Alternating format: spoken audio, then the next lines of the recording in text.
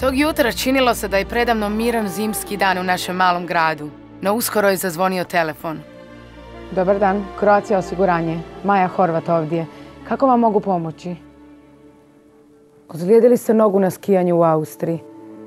Žao mi je. U redu i ne brinite se. Imate našu policu putnog osiguranja. Doktoru samo pokažite našu policu i neće biti problema.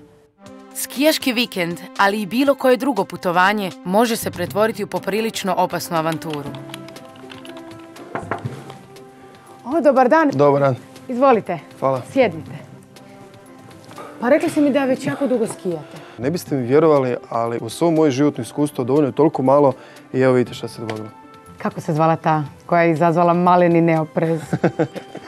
Nego, postupili ste prema telefonskoj uputi. Dali ste im policu putnog osiguranja? Jesam. Čim su bolničari stigli, ja sam odmah počeo mahati tim čudesnim papirom. I kamo su vas odvezli? U neku genijalnu bolnicu koju iz filma. I moram vam priznati da me jedna jako zgodna medicinska sestra vozila gdje god je trebala. Eto vidite, i to sve za 8 eura.